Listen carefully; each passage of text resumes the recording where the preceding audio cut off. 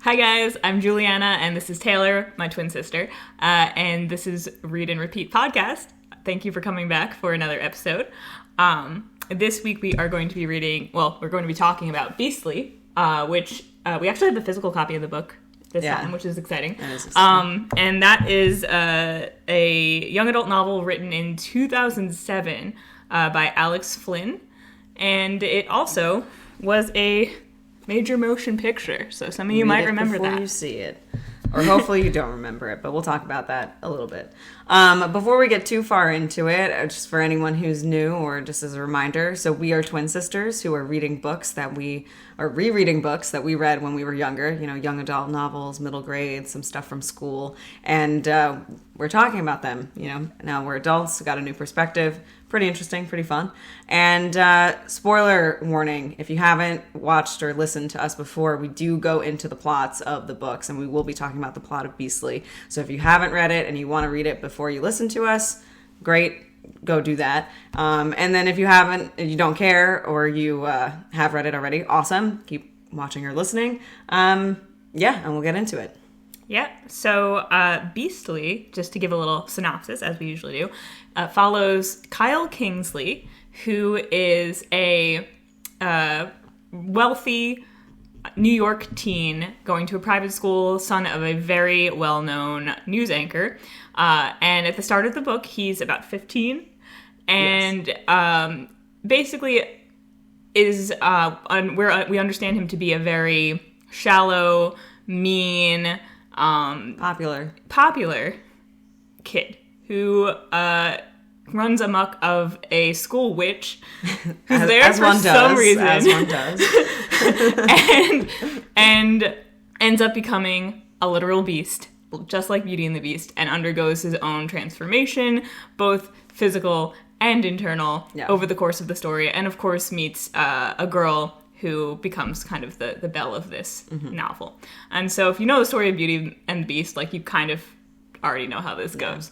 I think one of the main plot twists is that the Beast in the book is also Gaston. He is the Gaston character, if you're familiar with the movie. Yeah, he kind of serves the dual purpose of being the Beast and Gaston. So as per usual, we can try to get into the first line of the book. Yeah, we can. It's a little interesting because the book actually starts with a chat room. So I don't know if you want to start with that. Yeah, okay. Well, I can show visuals this time if you're watching on YouTube. There's a chat room setup that we've got going on here. I don't know if you can see that. It's close enough. Because there's kind of a framing device that we will discuss where the setup is that interspersed throughout this novel there is an online support group, basically, for people who have undergone magical transformations, founded by a Mr. Anderson, which... I wonder who that's supposed to be. Yeah. Hans Christian Andersen. And I guess, just for a little bit of extra context, the people in this chat group are all...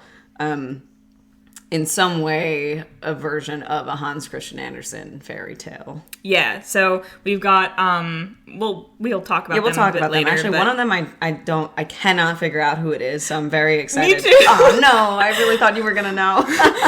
We'll see. We'll get there. We'll see if we can figure it out. And then if you know, let us know. But we'll talk about that.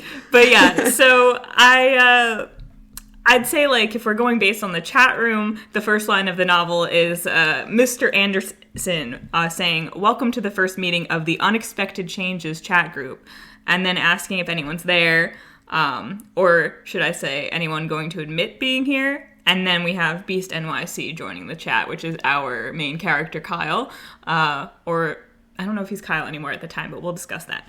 Yeah. So, not much really to talk about there. Other than that, it is a... framing device. Yeah. That is kind of important.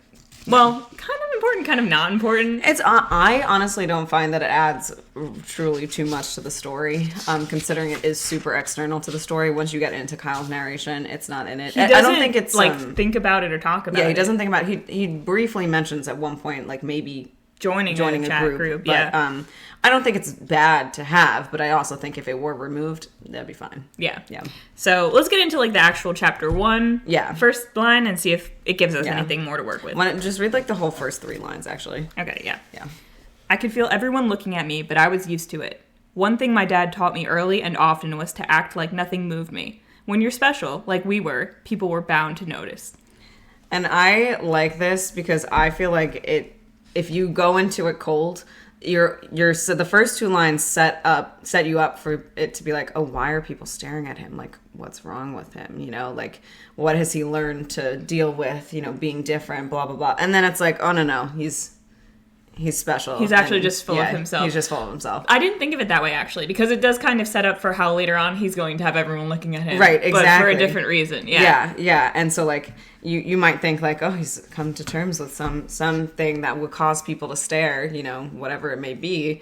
But no, well, I guess he's come to terms with it, but he's more than happy with it. It's not coming to terms. It's, he wants people to look at him because he's a really shallow, selfish kind of guy. And one thing that it establishes early on is like his dad's influence in his life and how his dad is the one who taught him to act like nothing moves him, which that's basically the whole crux of the story, is someone kind of going from that like shallow existence of just acting like nothing moves them to really learning how to like feel life and like engage with life in a very different way.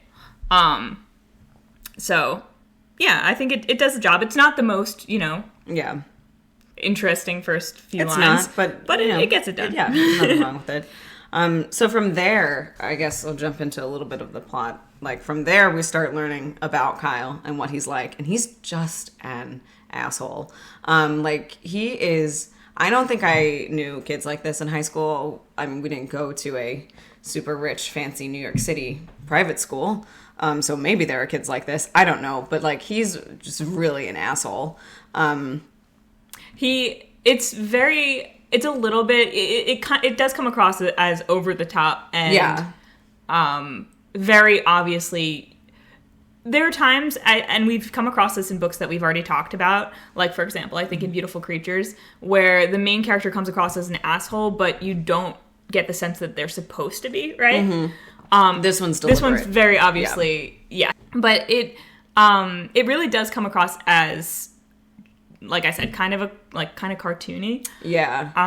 And the writing, I would say, in this book, it's not bad. No. But it's not the strongest ever. So, but it does feel almost like a 15-year-old, smart 15-year-old. Because that is one of the things. Like, I do feel like Kyle is smart, but he puts it to, like, poor use. Yeah, basically. And so you could theoretically think that a 15-year-old who's pretty smart and, like, going through, like, this is an accurate representation to him of his internal thoughts. Yes.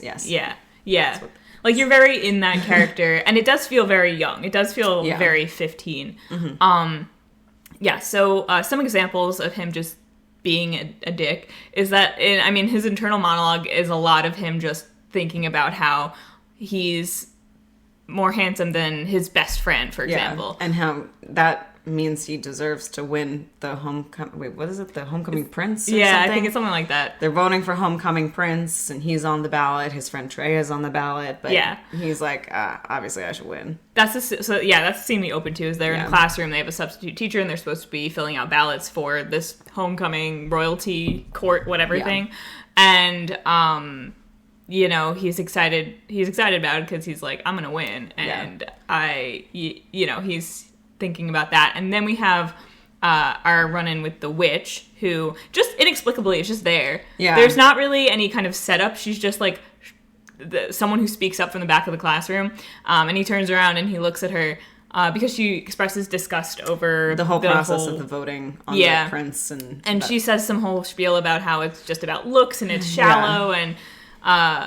And he's basically like, you only think that because you're ugly. Yeah. Like, literally, he says it meaner than that, you know? Yeah. He literally uses the term fugly. Yeah. Multiple very times. 2000s kind of. And the term skank, which I don't know what era skank is. I feel like that also might be maybe 90s, 2000s. Maybe. I don't know. tell us in the tell us comments, in the comments, if what you era does ever skank used come or from? encountered the word skank being used like as unironic slang. Yeah. Would love to hear about it. So yeah, he's just so over the top in just how he thinks about everyone around him and himself. Yeah, but Kendra, the witch, manages to get under his skin by basically being the only one, it seems, who's ever questioned his status or his validity as someone just by nature of his like looks and everything. And so he's still thinking about it later on in the day when they go to gym class, and he sees her sitting on the sidelines.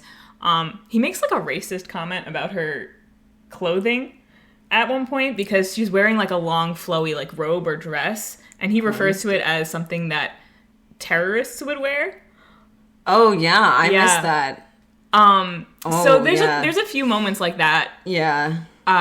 Where it simultaneously feels like the book is of its time in a way, but it also does. It's still deliberate in the fact that like you are supposed to think this character is a dick. You're not supposed to like him. The things that he's saying, it's almost like you don't know how much of it is a little bit of like maybe not carefully chosen language of the time, and how much of it is the character just being like that. Right. I mean, yeah. And you're not supposed to, now I'm skipping ahead like a little bit, but you're not supposed to like him, but you are supposed to like at least sympathize for him. Yeah. Maybe empathize a little bit. We jump into that. Yeah, we'll talk about that, but it's just because his dad is also pretty horrible. Yeah. Which we'll talk about. So then later in gym class, he sees Kendra again. He goes over to her, and since she got under his skin so much, he's playing it off like it doesn't bother him, and then he decides to play a mean prank on her. So he pretends to express interest in her, and basically thinks simultaneously as he's flirting with her how much he just thinks she's so ugly and she's so weird.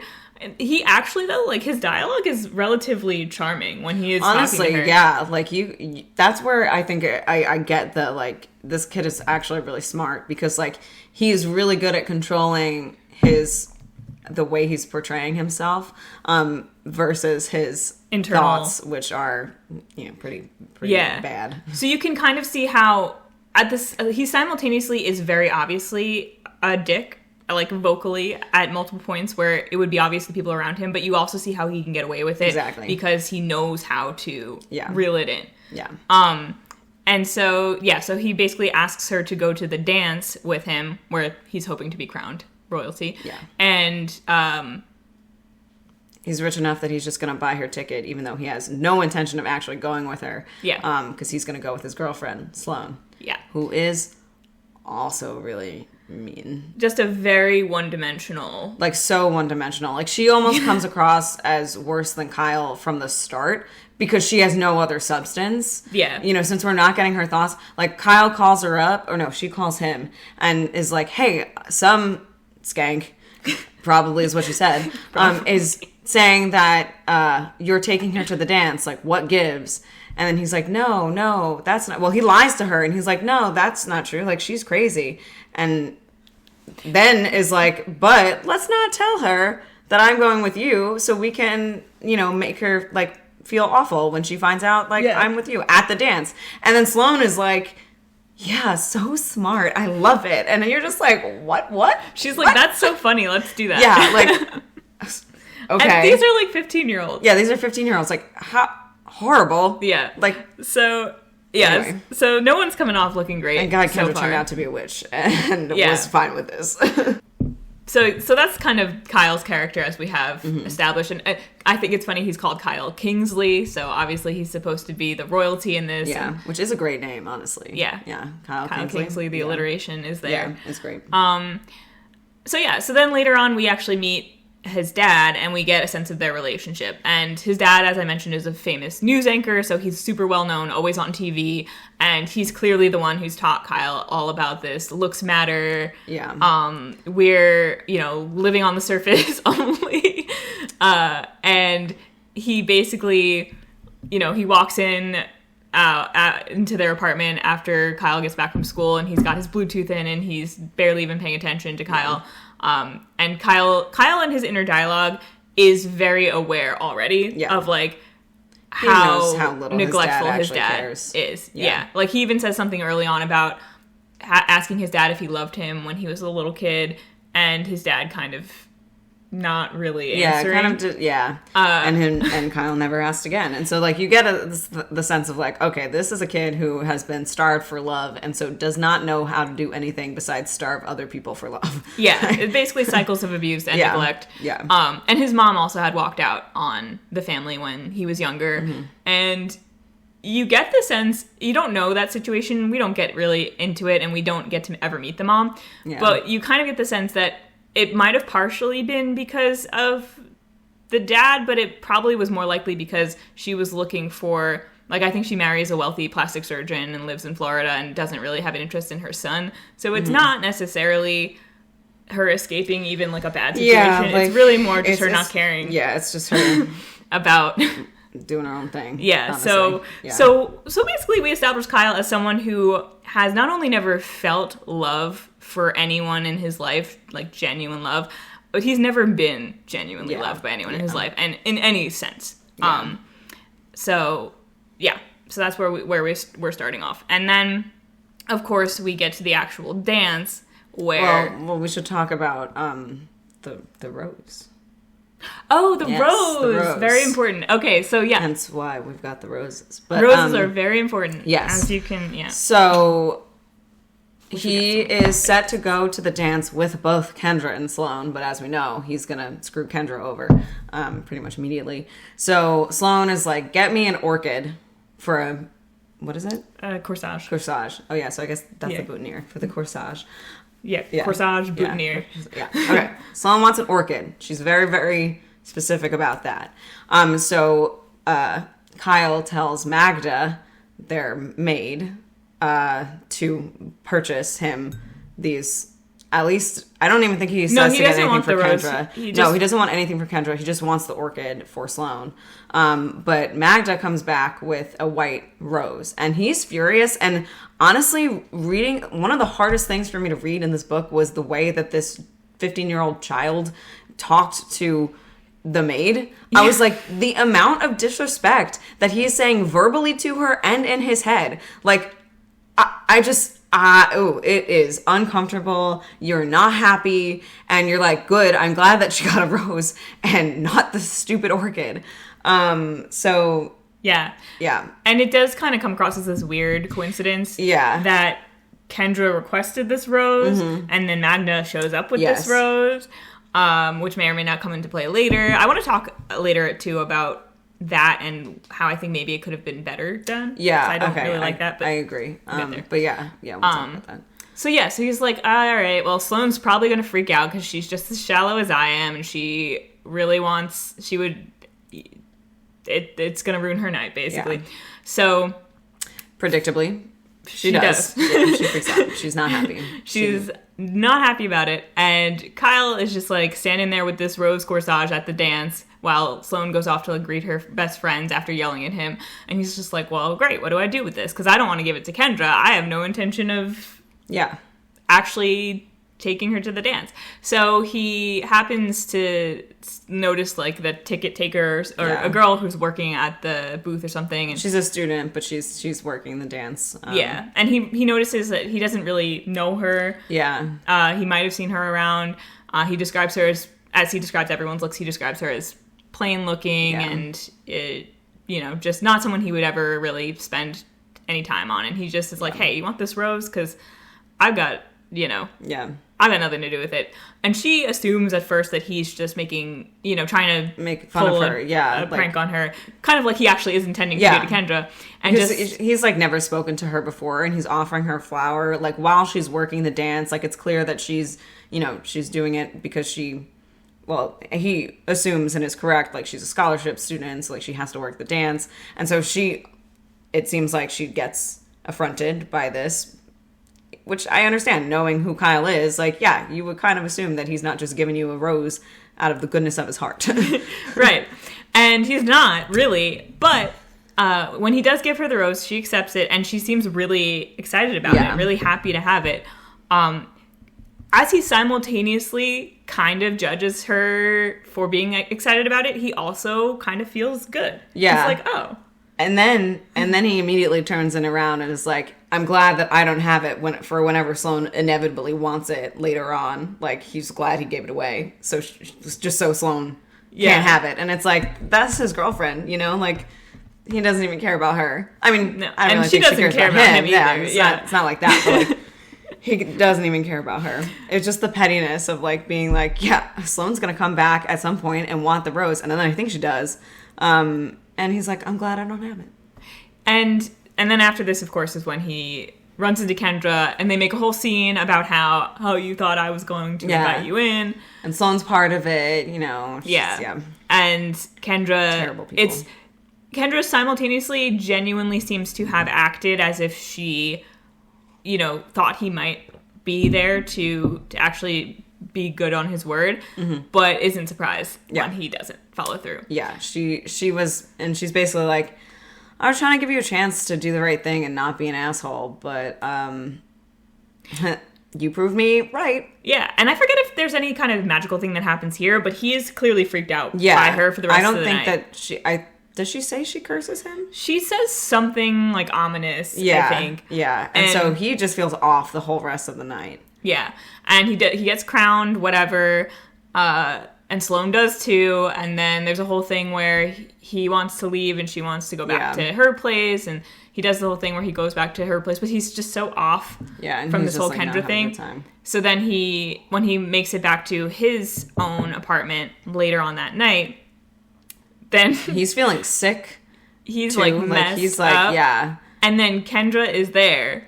In his apartment. And he's even more freaked out, because who wouldn't be? That's I know. I'd pretty be messed freaked up. Out. Yeah, it doesn't matter who it is. I'm like, what are you doing here? So then he's looking at Kendra, and he's like, something's different. Yeah. Because all of a sudden she's hot, right? Yeah, whatever. He doesn't actually get too detailed into her looks when she's hot, so we don't really know what it means. But she's just more attractive, apparently, than she appeared before. Yeah. And something about her eyes are really green. They're doing something weird. Her hair is changing colors, and he's freaking out. And she's now kind of revealing herself to basically be a witch. And this is where our prince obviously gets cursed. And so she turns him into a beast here. Like, he transforms fully. And he still thinks he might be hallucinating or dreaming or something. But he immedately, like, lunges at her and tries to kill her. Yeah, like, he literally... Oh, I was shook. I was like, holy crap, like... Because it described his, like, claws sinking into her flesh, and I'm like, holy crap, like, he's, like, literally gonna kill somebody. And that's his, like... Oh, that's actually the beginning of the second part, I think. Oh, yeah. Well, yeah. Well, it all, like, blends into one. But I would like to take a step back and, like, discuss the... setup in part one, because this book is divided into 6 parts and an epilogue. Yeah. So we just described part 1. We just described part 1. He turns into a beast at the end of part 1. So thoughts on how that set up? Well, I think it's interesting that so we mentioned there's the chat room thing. So obviously the chat room framing device starts before he turns into it starts from, like, after he's already been turned into the beast. And so kind of what it does is that in that chat room discussion, they ask him to tell his story. And so it's kind of like, obviously, I don't think that the story itself is him telling the story. That's way too much detail to give your chat room friends. Not doing that, but it's kind of like, it leads into, like, well, this is how it all started. Yeah. And I think it's a good setup. Like, I think it really does show how terrible he is. Like, there's a little bit of nuance. Yeah. But I think anything that's really going to put someone off from this book already is going to be just the overly cartoonish characters and the language. Yeah, it does. Sometimes it feels, well, like you said, cartoonish, over the top, but then also just, like, just not real. Not even cartoonish, just not authentic, I guess. Yeah. It's very much one of those, like, modern fairy tale retellings that's really trying to be in the time that it's in. And I will say that I get that it's a modern fairy tale retelling, but on the note of personal taste, I love a fairy tale retelling, but I do prefer it to be more atmospheric and fairy tale like, and this is much more teen. Teen. It gets a little bit more like atmospheric and like that later on, but it almost doesn't work. Yeah, because of how dissonant it is from like the beginning. Yeah, and I do feel like if they built up to that, like maybe, I don't know, because they kind of don't really build up to it, almost because it starts in this really weird. It's almost Uncanny Valley fairy tale. Yeah. Where you're reading it and you're like, this feels like a real thing that could happen. You know, obviously not the turning into the beast and the witch part, but I mean like the things that, like the conversation that you're like, it's almost what could happen, but it's not. Something is off, yeah. And then there is the whole aspect where Kendra is a witch, but we don't actually know, there's no established knowledge of magic in this world. Yeah. So, except for the chat room that we have, which establishes that there are other people in other places who have been transformed into creatures. Yeah. But besides that, like, Kyle's up to this point living in a witchless world, a magicless world. Yeah. There is no, like, it's our world. It's supposed to be our world, and then all of a sudden it's like, what? There's magic? You know? And we don't really ever get, like, an explanation as to why Kendra is there, why she picked him specifically to teach a lesson to.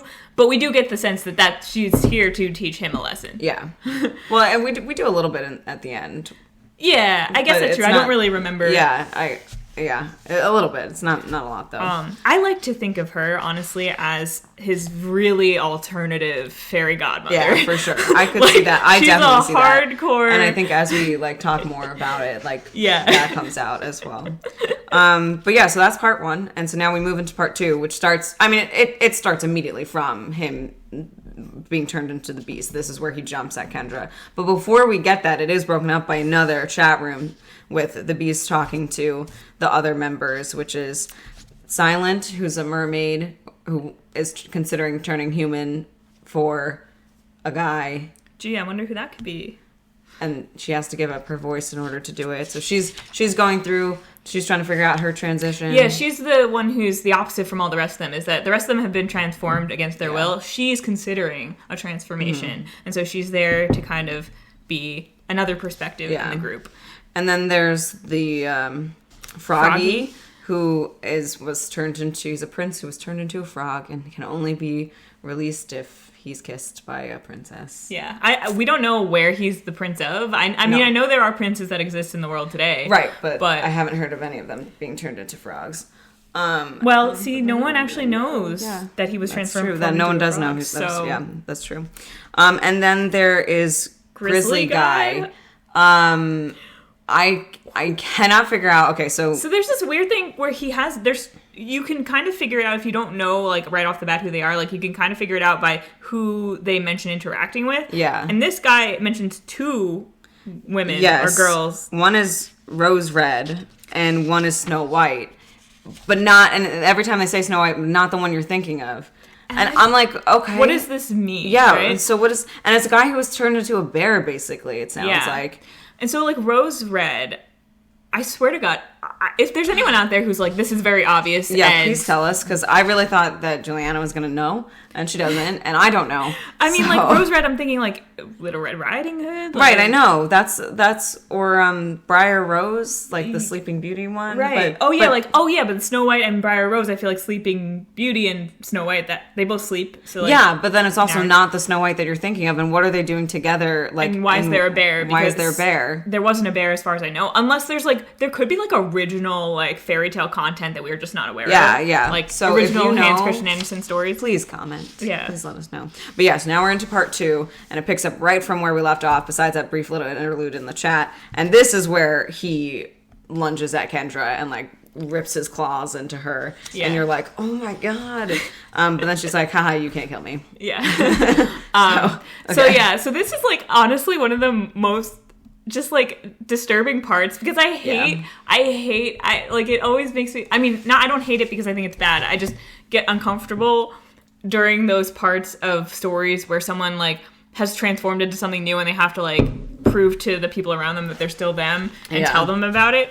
And so we have Kyle, like, staying in his room all weekend. Oh, well, we didn't talk about the terms of his we should do that. Yeah. So Kendra says, because you, she's basically like, you're, you know, the whole thing of, like, oh, you're you're on the outside how you are on the inside, a beast. You know, which there's a whole lot about looks and all that and whatever.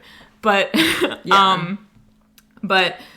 she basically says, since you did, there was one act of kindness that you managed to And when she says that, perform. he's like, what? What He's was like, it? what did I do? Because he knows that he's not a good person. Yeah. He knows. He's like, I'm not nice. He's like, sometimes I think I should be nicer, but then I forget. But then I'm like, nah. and I think that is something that happens, I think, a lot for people, especially when you're sort of just beginning your journey to more self-awareness, like a deeper level of self-awareness, is that you have these moments of clarity and then you kind of get back into your regular patterns and you forget and then you come back to it. Obviously, his world has been shaken to the point where he is no longer able to go back to his old patterns. And so she basically says, you performed one act of kindness, you gave that girl a rose, and she really liked it, and that was nice. So I'm going to give you a chance to undo this curse. Within 2 years' time, you have to find someone to not only fall in love with you, and you have to love them too, you also have to get a kiss from them. Because there's always got to be a kiss to prove love. Yeah. Except in the movie, actually. It was just saying, I love you. It wasn't even a kiss. Yeah. It was just saying, I love you. And, you know, I find that interesting as far as tropes go. I don't know. I feel like simplifying love into even just saying I love you or like kissing someone. But it is a fairy tale retelling, and that is the gist of kind of how that usually goes. Yeah. So he's like, well, I mean, I used to think that anyone who had like acne or was like fat was, you know, horrible and could never find anyone to love. So now how could I find someone to love me when I'm literally not even human? And you're just like, yeah, you don't deserve to, but you know. So he it's like not even like and I'm glad they didn't do this. I don't think it would be good. I would be a little bit more uncomfortable if she transformed him into someone who looks like someone he would have thought of. Yeah. I think ugly. it is definitely better that they went the actual literal beast route. Otherwise, like, that would have, like, I don't...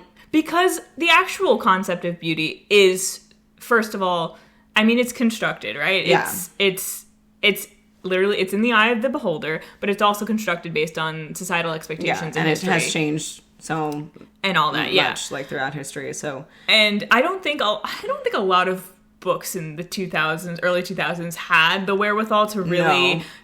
go into some kind of plotline like that with the full awareness enough to kind of make it obvious that like a character like this isn't right at all. Like not only is he incorrect to be mean to people, he's also not correct in his assumptions about looks and what it means. And you know, the larger societal implications of that. So she actually, the fact that she actually turned him into an actual, like, literal animal, it's like... Thank God. He's like, there's no fucking way. Yeah. Technical difficulties, but we're back. We were just talking about, you know, Kyle has been transformed now. We're glad that he was transformed into a beast and not a representation of one of the people who he thinks is ugly, because, frankly, in the 2000s, or honestly even now, we don't really trust that people would... slightly moving the roses over. don't really trust that people would do that well. Yeah. But now he goes through this whole thing. He's mad at Kendra. Kendra tells him, you've got 2 years. He's like, no one's going to love me. And so he has to now tell his dad that he's a beast. So that goes about as well as you could imagine. Yeah, pretty much. But eventually his dad is like, okay, you are my son, and you didn't, like, eat him or something, so, well... I need to fix you. He's like, immediately he's like, my son will not look like this. Yeah. So his dad is all about looks. If Kyle's all about looks, it's because of his dad. Yeah. So we kind of, like, fast forward through it, but they have, like, some father-son bonding time as they look for plastic surgeons who can fix him. And except it's not really bonding time. Like, they don't bond at all. No, yeah, this is a relationship that's not... It's not one that's going to be saved. And this, if anything, is going to drive them much further apart. Yeah. So basically, we catch up with them at the very last plastic surgeon that they've gone to, who out of like 14 different doctors, maybe. Yeah, they're really their last resort. And basically, he is like, yeah, no, we can't do anything. Like, the hair just grows back. Yeah, like his dad doesn't believe it's magic, and they're not telling the doctors that it might be magic. Yeah, they think it's some kind of medical condition. But it's interesting because this doctor's so casual about it. He's like, oh yeah, well, we can't do anything, but, you know, plenty of people learn to live with various conditions, and you should go into counseling and get some help. And also, we'd love to study you. Yeah. And it's like, yeah, this isn't just like a medical condition. He's literally a beast. Like an animal. Like, yeah, he's like an animal. So doctors can be bad. It was also weird. It just felt like not in character for how someone would react. No. To this kind of situation. Like, they would be a little bit more baffled, I think. Yeah. And a little bit less chill. On the one hand, it's nice that he was just kind of, like, taking it in stride. On the other hand, it was kind of like, wouldn't you be like, yo, what the fuck? Yeah, let's talk more about how this happened. Like, yeah. Like, what? Yeah. What were you eating leading up to this? You know? There was a really funny line, too, during this part. When they're talking to the doctor, where the doctor says something about how... we didn't talk about Sloane. Yeah, that's okay. The doctor says something about how he really loves Kyle's dad on the news, and how his wife has a little bit of a crush on him. And Kyle's like, he says something like, God, was this guy going to ask for an autograph or suggest a threesome? I thought that was really funny. Yeah, and it's also just like, okay, this poor kid just got turned into a beast, and like, this is what he's got to worry about. Yeah. It's like the doctor almost hitting on his dad. Like, propositioning his dad. Yeah. And it's just, and he like takes it in stride as much as one can, I guess, but it's also like, gross. Yeah. Just poor Kyle. And you get some implications during this time that Kyle really, as much as Kyle also is kind of, because his dad is clearly repulsed by him. Yeah. And Kyle is also repulsed by himself and his looks, and he's just so down about it. But you can also tell that as much as Kyle also feels that way, he is also just dying for his dad to accept him as he is. Yeah, and care about him. Yeah. And not just care about his looks. Yeah. Because his dad says something to the doctor about, you know, we would do anything to fix this, like, no matter the risk. Basically implying that, you know, he doesn't care. It doesn't matter if Kyle dies. Yeah. He just doesn't want him existing. And Kyle's like, oh, God. But same. Like, he's like, I hate that my dad said that, but also I agree. Yeah, Kyle has some really dark moments in this book. Yeah. And I don't want to say it's glossed over. It's not. But it gets, like, there are moments that are darker than I would expect for this kind of story. And, yeah. So basically, though, at this point, Kyle is, like, out of hope. His dad's out of hope. And he knows that, Kyle knows that it's not a medical condition. He knows that it's a curse. And actually his last ditch attempt before they go visit this last doctor was calling over Sloane. Because, you know, they'd said, I love you before, even though Kyle even knew that, you know, it didn't mean anything. But he got his hopes up that he could get her to come over, kiss him, and then everything would be fine. And so he does have her come over. He keeps the lights low so that way she can't tell that he's a beast now, and has her kiss him. And then she's like, oh, you need to shave. And then she turns on the light and it's like, oh, he's a beast. And she's horrified. I love the way you said that. Oh, he's a beast. Oh, he's a beast. Honestly, like, that kind of was her reaction. Like, if I were her, I would have been a little bit more scared. Like, she got it together really quickly and just like, ew, fuck you. Like, you're gross now. Yeah, you're gross. If you get fixed, call me. Like, yeah. And then she dips. Like, literally, she just, like, dips under his arm. Because he also puts his arm over because he kind of wants to keep her in. But it's such a... It's awful. It's an all-around It's awful. Bad it's a terrible, terrible moment for everybody involved. Like, Kyle is just... This is a low. I mean, obviously, a lot of this book is a low most of this for book him. is just Kyle being in a low. Yeah, but it was just... it was just really uncomfortable to read. Really gross. And... Not great. Nothing good happened there. So then after all this, like, and Kyle's dad giving up on him and everything, he does give up. I love Kyle's optimism at this moment when he's like, his dad tells him that he's moving, they got a place out in Brooklyn, and Kyle expects that's part 3.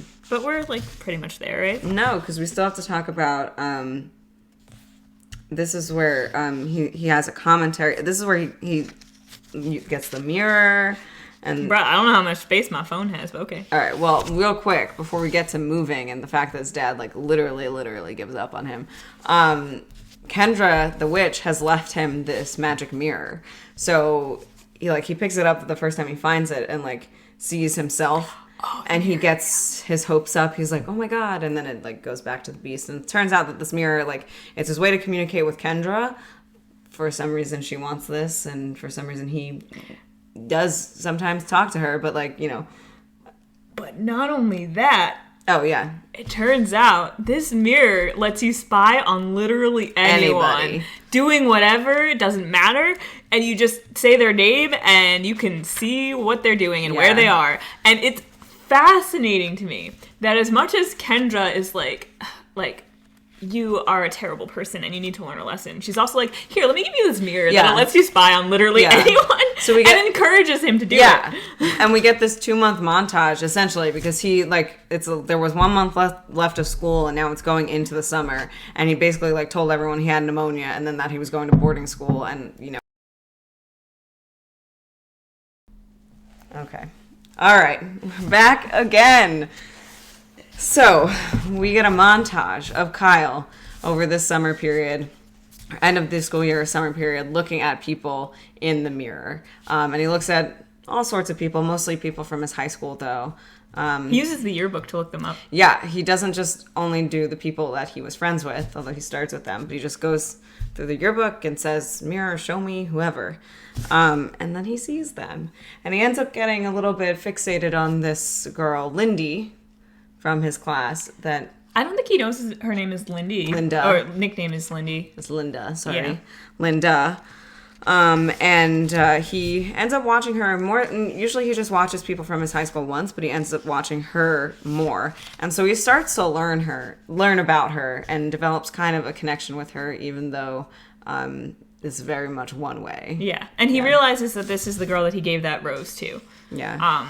Yeah, and he sees that she likes to read, and he's fascinated by how she could be so into that, and, we can kind of see where this is going. And he starts to see a little bit of her life, and her dad is also an asshole, but a different way. So we start to get the sense. It's not super explicit in the first time he sees her interact with her dad, but her dad's a drug addict, and he treats her horribly.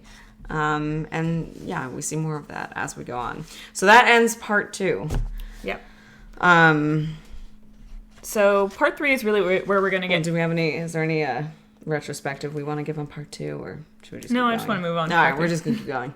So part 3 is where we get another one of these IM chat messages with all of the support group people. Yeah, and there's where there's some inconsistency in this story, because in the next section, that's where we get to his father moving him to Brooklyn to live in a brownstone.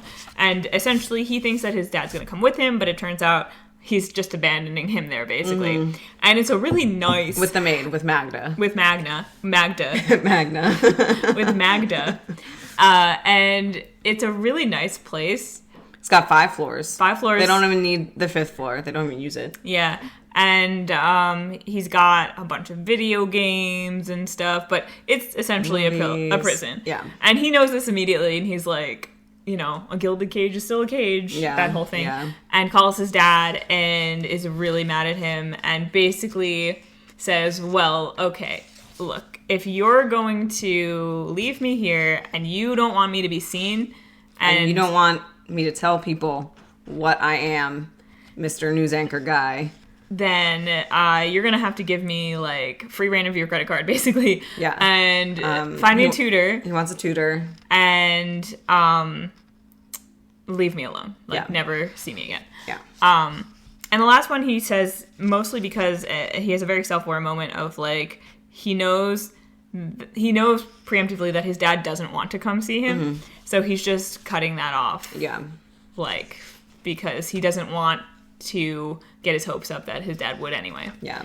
And he also asked for a computer, so that way he can possibly meet people, specifically girls, online to Yeah. try to break this curse. So this is where there's like a little bit of a continuity error, because there's a moment in the chat where he says he's moving.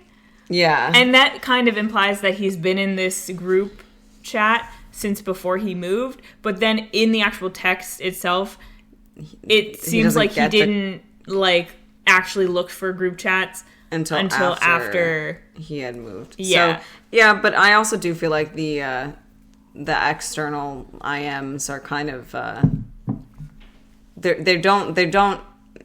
they're not even part of the story. It feels like they're separate from the story, but they're relating. But to then the it's same like, story, why are they even there? Yeah. I think that could have been Yeah, easily corrected. I agree.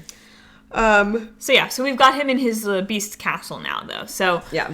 It's him, Magda, and then a new person shows up, the tutor named Will. Mm-hmm. So we've kind of got our Mrs. Potts and our Lumiere. Yeah. And Will is blind, which was, I guess important for his father to have someone who wasn't going to tell the world about his son's condition. And then Kyle probably gave that idea to his dad, because when they were at the doctor, he had said, like, oh, can I go to a school for the blind and just, like, tell them I'm also blind? And the doctor was like, no. So then Kyle's dad is like, great idea. Let me get someone who's blind. And so it seems like Will is an all-around smart guy, but like the only thing they ever study is English. Like there's one reference that like there was a chemistry class that Will was teaching, but you never see that. It's really focused on the books. It is just focused on which the makes books. sense, I guess, thematically, because the library. Yeah. And the Beauty and the Beast is the library and the Beauty and the Beast. Yeah. Reading is important. Mm-hmm. Belle loves reading, and obviously we have our suspected Belle character we know loves reading. And at this point, though, Kyle kind of moves away from using the mirror as much. Yeah, there's like 7 months, I think. Yeah. Where we don't really see what happens, but he doesn't use the mirror. Yeah, he's reading with Will. He's reading with Will. and he's online. He's online. He's looking up, he's trying to see if he could meet someone online to fall in love with him.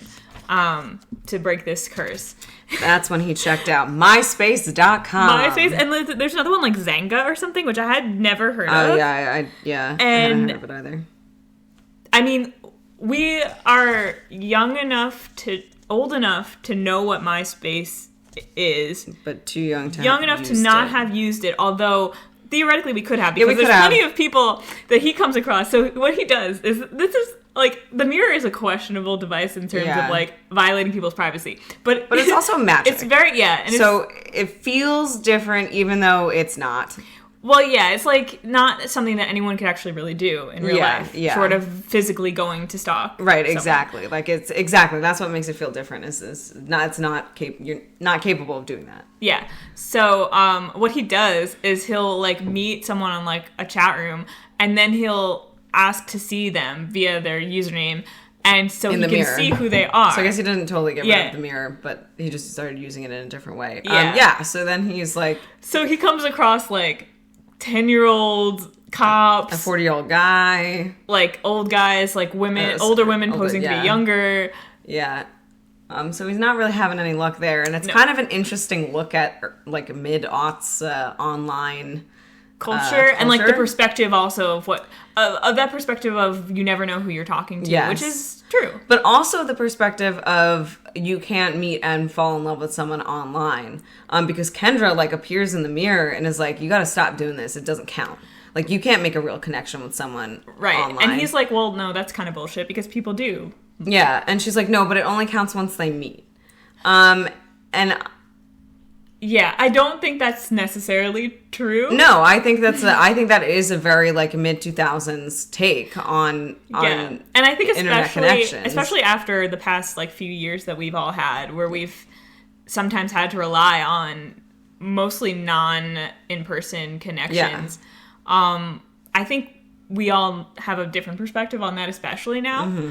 But also, I got the sense that the bigger emphasis on that for Kendra was that the person has to know he's a beast. Yes. And still love him anyway. Well, I agree. That was her, like, main point, but she folded in this commentary on, like... Online relationships. And I have a proposal, actually, for this book. To make it better and to make the chat room thing tie in more, I think he should have started a relationship with the Belle of this novel online. Yeah, I thought that was where it was going. When I reread it, I forgot that that's not what happened. And that was where I thought it was going. And I was like, oh, yeah, that makes sense. And then it didn't happen that way. And it makes less sense. But we're coming to that. Yeah. Yeah. So he's not having any luck, really. No. And this is where he starts to get into, like, deep into... depression. Like, he's reading books like The Hunchback of Notre Dame. Which Will got for him. Yeah, which Will, the Will tutor, was like, got you for might him. like this. And it's like, oh, buddy... Read the room, like. I mean, on the one hand, but on the other hand, I mean, like, yes, he does start relating to like these main characters. He's Phantom of the Opera, and it's so funny because he's like he compares it to the novel to the musical. Yeah, and he notes that in the novel, the Phantom is just like actually kind of terrible and like a monster, and he's not really romantic, and he's kind of a creep.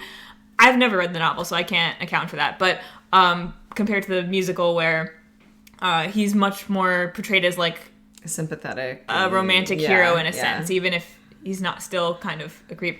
And he identifies with this guy, but he's also like, man, this sucks. Like, yeah, but then he also does have a moment of like, man, I wish I could just be like the Phantom and carry a woman away into my brownstone. Like, he does say he has really dark moments where he's like, he's like talks about like going to like and like hearing people make out in alleyways and wanting to like, oh yeah, wanting to be the guy in like he wants to kill the guy. Oh yeah, he wants to kill the guy, and it's dark as hell. Like, and this is like a 15, 16-year-old at this point, like. But he says, well, and you know what? That's not even unrealistic. Like, and he says like he's scared of like he hates his mind, his self, basically. And really, what's happening is he's falling into a really deep depression, and he doesn't know how to handle it. And it's and so this is where he's like really leaning into that dark persona, and he changes his name from Kyle to Adrian because he doesn't want to be Kyle Kingsley anymore. He's like, I am darkness. Yeah. And so Adrian means like of the dark or something, or the dark one. I think he literally says, I am darkness. Yeah, I am which darkness. Reminds me of I am vengeance. Yeah. And so he changes his name, and then Will gets him into roses. Yeah. So he develops... One of the fun things for Kyle, I will say, it's not super fun, but I think Kyle also acknowledges that it's pretty great, is like his dad has a fuck ton of money. So he has Will just buy a bunch of things like for school, and like so many books, like they're getting all the things that they need. And so then Will actually takes it upon himself to get a bunch of flowers and plant them in the terrace garden, whatever. Yeah, he's got like a little garden. Yeah, it's Brooklyn. It's a brownstone, so I guess some of them have outdoor yards. Space. Yeah. And because Will likes gardening, Will likes roses, and he wanted to do something to brighten up Kyle's life, basically, or Adrian's life. We're gonna start calling him Adrian. Yeah, now. Adrian. And so Adrian gets really into the roses. It's a little slow at first, but he kind of like immediately he is like, oh, I do like this.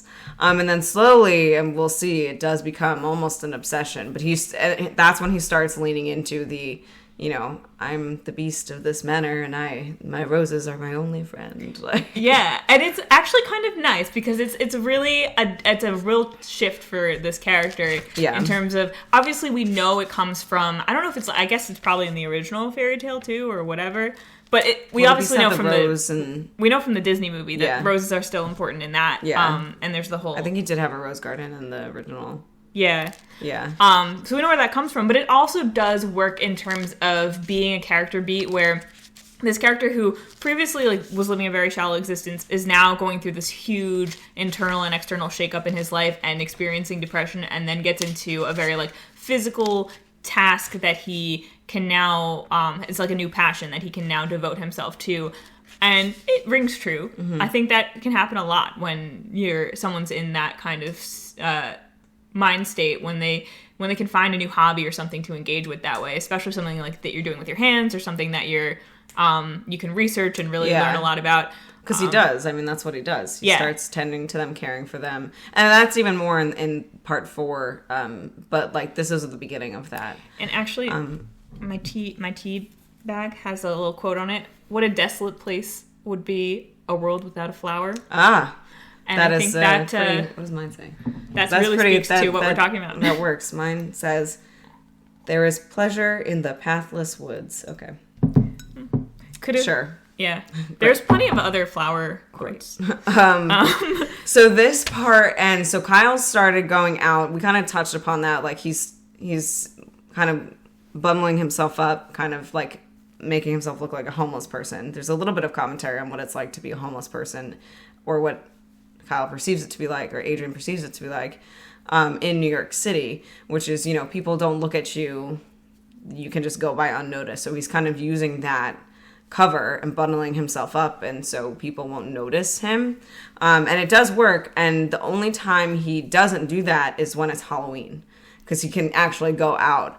And this was honestly, it made sense, because it's like, okay, yes, Halloween, that's the only time he can go out, sure.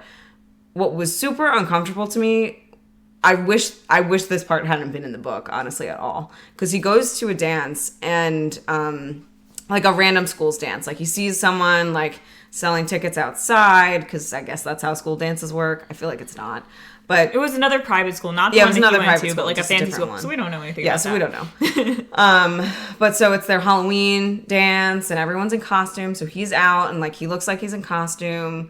So that's great. And he meets the ticket taker, and they kind of hit it off, and they're going in, and they're dancing, and he pretends like they go to school together, and she really wants to see his face. She really wants to, like, actually talk to him. She thinks he's got a mask on, so she keeps trying to, like, take his mask off, and then it escalates to the point where, like, he literally breaks her arm. Yeah, he, like, breaks her arm and runs away, and we never hear about that again. That's it. Yeah, and it's, like, horrifying. Like, it says, stop it. It came out a roar. Now people were staring at me. I pushed her away, but we were too entangled, and she stumbled, making a final grab for my neck. I grabbed her arm, twisting it behind her, hearing a gruesome crack. Then her screams. I ran, her screams still ringing in my ear, until I reached the subway. That was disturbing. That's it. Yeah, but we don't talk about it again. He doesn't check up on her in the mirror. No, he doesn't think about her ever again. And so I'm kind of like, why put that in? Yeah, I feel like if that wasn't going to forward the character story that much, it could have just been he ran away. Yeah, it could have just been he wandered around New York City for the first time, like, unencumbered by, putting stuff over him, and, like, what a night it was, and then he was sad that it was over. I think he could have even had the moment where he met the girl, but he just, like, ran away and was really upset that, like, he, or had some kind of reflection on why he couldn't tell her the truth, and also, he could feel bad for himself about that. It didn't have to escalate to where he breaks her arm. No. Because I just don't think that added anything. No, it didn't. So now we get to part 4, which I believe is the longest of all of the parts. Oh yeah, this is the 7 months later. Of the book. Yeah, so we get. I guess what that signals is that he gives up. Like, he goes into this straight, almost depression, where he's only tending to his roses, and he's making strides in terms of his relationships with Magda and Will. If you remember, he was awful to Magda, but she's still there. She got a huge raise to move into this brownstone in Brooklyn with him, and she's still there taking care of him. He knows that she likes roses. He wanted to bring her roses. He chickened out and just, like, left them on the counter. And she's being really kind to him through this whole thing. And so he's starting to reciprocate a little bit. He and Will have a good relationship. I actually really like Will's character. I don't know if he's the best written character, but I think his dialogue is a little bit, like, weird, because the way he's written, the author, I don't know if the author's, actually, I don't know the gender of the author, but the author has him use words like quite a lot in a way where it's supposed to be he's supposed to be speaking in an elevated way, but even someone who's an English, like a real English nerd nowadays, I don't think really does that. I mean, I guess unless he's only reading, older books, and he's only got Kyle to talk to, so I would say overall, in general, dialogue isn't the strongest point it's not. Of the book anyway. It's definitely not the strongest point in the movie. But anyway, so yeah, we're in part 4. So he's really sad. And he's so sad that like the roses are dying because he's only talked to Will and Magda at this point, and like the roses have been his main hobby besides reading and talking to them. And so he actually builds a greenhouse for them so they can stay, so they won't die, because he starts getting like really upset. Even when the greenhouse is built, he's just sad that the roses die at all. And he's like, I know they come back, but like every time I see one fall, I'm sad. He's deep in it. He is very deep in it. And it makes sense because he's been this way for almost a year, I think, at this point. Maybe not. Maybe it's November. Oh, no. He's going through. Yeah, so it's like he's recapping the 7 months. Like, yeah, by all through this, he's been this way for like almost a year. And then he has this moment where a genuine compassion, and he's had a few of those. Yeah, you start to see it. Like he very quickly did start to change. Yeah, he did. Like I think you kind of can't. And it actually felt you can't in not. That situation. And I will say that was one of the things that I thought felt the best about this book was his character transition, because it actually felt pretty realistic. As much as it can in this kind of circumstance. Because the whole point really is that Kyle is not, or Adrian is not inherently like, nature versus nurture. He's not inherently a terrible person. Yeah. He has to unlearn a lot of He has to unlearn and learn a lot. Yes. And he does. And so at this point, he's like, hey, look, Kendra, because he pulls her up on the mirror. It's like, hey, Kendra, what up? It's been a while. I've lost all hope for myself right now, but I feel like you could do something for my friends, Will and Magda. Yeah, because Kendra at this point has seen that he's changing and she actually feels bad. And so he's like, well, if you can't reverse the spell, can you do something for me then if you feel bad? And she's like, what? Yeah, and so he wants to help reunite Magda with her family, because basically there's it's implied that Magda is like an immigrant, I guess, and her family like hasn't been able to move over to the United States. She and her husband came over. He was unable to get a green card, so he had to go back, and her children are basically grown now, and she hasn't been able to see them, but she sends like money back. Yeah. And so he wants to reunite her with her family, and he wants to get Will his sight back, because Will is blind.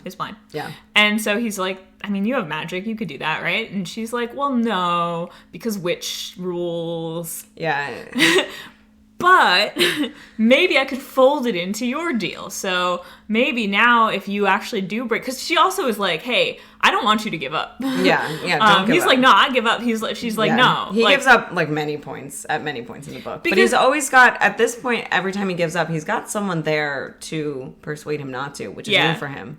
And the thing is, he says, I have my rose garden. I'm appreciating beauty like I never did before. This sucks, but it also, I feel like I'm experiencing life in a new way. And I'm learning to live with. And I'm learning to live with this. And she doesn't think that's enough. But I will say, I think it's impressive enough that he is really self-aware enough to recognize that he's living life on a deeper level than he did before. So even if his situation still sucks, like, he's still getting something out of that. He's like learned a lot about himself, and he can appreciate that. Yeah. And I think that goes, it's not out of character either, because I think we saw that he was a smart person. He was an awful person, but he was smart. And he had that hint of self-awareness that kind of comes and goes, and this is him becoming more self-aware, kind of understanding things in a different way, but not in a way that it was such a big leap for his character. Yeah. I feel. And as an aside, like sort of tangentially related, I just remembered this. I don't know where it showed up, if it was in this part or previously, but there's a point where he's reading Picture of Dorian Gray, and he mentions to Will, he asks the tutor Will if Oscar Wilde, the author of Dorian Gray, was gay, and Will confirms that he was, and basically like you think that it could be a moment where Adrian shows some kind of like ignorance or just like phrases things in a really awkward way, but that doesn't happen at all. No. And I have to say, like, It's a brief scene. Gayness is not mentioned at all again. Honestly, Adrian only brings it up to really, like, be like, man, I relate to this dude who, like, because, like, you know, Will is like, well, yeah, Oscar Wilde had an affair with someone well-known, someone's son, and then basically was imprisoned and died for that. And Adrian's like, yo, hard relate. Yeah. like I feel that struggle. And that's really it. But it's so interesting because there are so many other, like, books I feel like that were written around then that do not handle that subject well at all. Yeah. Like, look, Adrian might have been an asshole before, and he might also be a little bit racist, but he's not homophobic. Yeah, it does not appear that way. Apparently. So I just thought that was really interesting. No, it is. That's a good point because especially a book written in 2007, you could see that conversation going much differently. Or even not happening at all. Yeah, or not happening at all. But, like, also if it was going to happen, it'd be brought up to make some sort of stupid comment, and not, you know, just kind of a confirmation and moving on. Like, you know, I do think, like, Beauty and the Beast is a really good, like, it's ripe for a queer retelling. I feel like. I could see that. It's got a lot of that subtext, I feel, that can work super well for that. Mm-hmm. Almost wish that was the book we were reading here, but it's not. This one's pretty fun anyway. Yeah. So anyway, like we said, this is the longest part because this is where he finally becomes the Beast. Well, he's already the Beast, but we're talking about the closest to the Disney representation of it. Or even the Hans Christian Andersen tale, I guess. But so he's all set up. He's got his greenhouse. He's loving his greenhouse. One night, he hears a shattering glass. Someone is breaking into his greenhouse. And now you know how he feels about his roses. Yeah. He will not stand for this. No, he won't. And he doesn't. And he grabs he runs down, grabs the intruder, and brings him up to one of the higher floors, I think the 5th floor. And he literally says, "Who dares disturb my roses?" Yeah, and in his head he's like, "What?" And like, we're all like, "Yeah, what?" And it's like literally he's like, "Why did I say that?" And it's like, we all know why you said that. It's because the Beast probably says that in, like, the movie or whatever.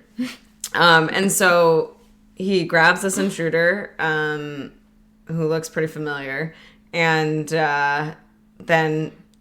Like, yeah, I don't even know how to describe this. So he's, like, hanging him outside the window, kind of, and the guy's like, what do you want? Like, don't kill me. What do you want? I could give you drugs. And he's like, figures he's a drug addict. I could give you money. I could give you my daughter. And then Adrian's like, oh? What? Daughter? Tell me more. A human female? Who may break my curse. And so essentially... the guy turns out to be Linda's father, and if you remember, that was his favorite former mirror. Yeah, the person he spied on in the mirror, who he also gave the rose to. Yeah, and yes, who he gave the rose to, and so her father's the one who's just broken into his greenhouse and is offering to give him his daughter. So they make a deal where in a week's time he will bring Linda, or Lindy as her father calls her, to live with Adrian. What a nightmare. What a nightmare. I don't really understand how that's... I mean, obviously they're trying to show that her father's terrible. He's just as bad as Adrian's father in a very different way. Like, he was physically abusive with her earlier at some point. We saw in the mirror. So we know that he's not taking care of her. Yeah, and we know that she's probably... We know that she is better off. Like, even regardless of whatever's going to happen, that we don't know what's going to happen next, but we know pretty much that she will be in a better situation, physically at least. Because we know, even though Adrian looks like a beast, and it's a little skeevy. I mean, it's very skeevy. That he is like, well, I mean, this is an opportunity where someone could fall in love with me, so I better take it. We also know that he's not the worst intentioned guy, and that he's actually not going to like physically harm her. Yeah. It's uncomfy. Yeah. But also her father is ready to just give her up. Yeah. It's like, yeah. So it's like, okay. Like, he didn't even have to know that you had a daughter, but you brought her up first. I know. So he then he when he uses the mirror and finds out that it confirms that the daughter is in fact Linda Owens, who he now knows is called Lindy, I believe, because her dad called her that. And so he gets really excited, and he's like, all right. He is. It's actually kind of cute. Like, he's more energized and excited than he has been the entire book about anything. And, like, he gets to work there because they've got, like, a whole extra floor. And so he makes it a nice, like, suite for her and paints the room and gets the more bed. He books. uses the mirror to check her size in the closet and then buys out, like, Macy's Juniors department for her in her size. Like, and he makes a big library for her attached to her room, and like gets her all, like, just orders a ton of books, and he's like super excited about it, and it's actually kind of cute. Still creepy though, because also like the reason he knows how to make it so nice for her is because of the mirror. Been spying, he's been spying on her, and also lest us not forget, he is kidnapping her. But it is also kind of cute. But the book doesn't like let you forget that he's not like super happy about it. Like, he knows what he's doing. He's like, this is fucked up. And let's also not forget that like Will and Magda also go along with this. They also think it's fucked up, but they're also like, best shot, and we know he means well. Yeah, they're like, we know he's like not terrible. The one thing I don't like is, and this is like trivial of his preparation, is he like writes on her door, like, Lindy's room. Yeah. And like that's her father's nickname for her. Like, if you want to seem Linda, like a little bit less creepy, but you don't. Just write Linda. No one comments on that, but I'm commenting on that. If I were him and I was trying to be really smart about it, I wouldn't do half of the things that he did, because I would be like, hey, I would want to make the room nice, but I would also be like, hey, here's the credit card. You feel free to decorate it however you want. That's true. That will make you feel at home. Like, I would give her some control over her environment, you know? Yeah. Like, on the one hand, it's cute. Or maybe even, like, do the bedroom and then, like, give her but, like, not get too great, but, like, make it nice, right? But then, like, give her the whole library empty and be like, fill it up. Or maybe, like, put a shelf in there with some books on it and then be like, fill it up. Do what you want. Get whatever you want. Make it comfy. Like, do your thing. Yeah. You know, even just the library. Because, like, I could see setting up the room. Like, you don't have to know someone too well to set up a nice room for them. No, but, I mean... But he obviously goes above and beyond that. Yeah. And, like, buying all the clothes and stuff. Yeah, and, like, let her buy her own clothes. To the max. And that's also, like, I don't think that ever comes back. Like, I don't think she ever comments on it. He doesn't even mention if she wears any of the clothes that he gets her. It's like, does he even have taste? Yeah, we don't know. He just got everything, so I guess it doesn't matter. Yeah, but obviously she shows up and is like not happy to be there at all. She's mad. I mean, she even says he watches her in the mirror when she shows up because he doesn't want her like to see him immediately and like be terrified even more than she already is. So Will walks her around. And she tells Will about how she wants to get out of her current situation, but she was doing that herself. She got a scholarship to that private school, and she wants to go to a really good college, and she's gonna get out and leave, and that'll be that. Yeah. And so she's like, this ruins all my plans. What am I supposed to do now? Because like she's not gonna be allowed to leave to go to school or anything. Yeah. Like, this just completely ruins everything for her. Yeah. Like, as much as it's a better situation in terms of living space, it is a worse situation in terms of just her general goals. Yeah. And so we get this, like, time period of Kyle being, like, Adrian being both upset that she's upset, but also, like, I mean, I guess that's fair that she's upset. Yeah. And Will is kind of like, don't bother her. She obviously doesn't want to talk to you. Don't go too hard. Yeah, and so he emphasizes, because Adrian's like, I really want to make her like, I want to make this better. What can I do? Yeah. And Will kind of says, give her space. Give her space, yeah. Let her come to you if she wants to. Mm-hmm. And so he does that. Like, she stays in her room most of the time. He'll watch her through the mirror in her room. Of course. And it kind of irks me that, like, the mirror thing is something that's never really addressed. Like, I don't think she really understands how much he... Like, because she does eventually find out about the mirror. It is never addressed, like, how much he actually... used it? Yeah. But anyway, so there's finally a point where she somehow decides to... They meet for the first time finally in the apartment. Yeah. And she learns that, like, her father wasn't just tripping like he actually is a monster. Oh yeah, yeah, and they have their first real conversation. So they had their first real conversation. It would just happen to be at night, and like he was in the living room, and like she came out of her room to put like dishes in the sink, and he's like, "I'm here, you know, don't be afraid." And so she meets him, and she starts to realize like. And she finds out he's only 16. That he actually does, in fact, look like a literal beast. Yeah, and so, like, there's a reason why he can't go outside. And so she starts to, like, it seems like she feels bad for him. And then he brings up, like, the fact of, he mentions Will being his tutor. And she's like, what? And he's like, yeah, Will's tutoring me. Do you want to join our classes? And she's kind of like, I do want to do that. So...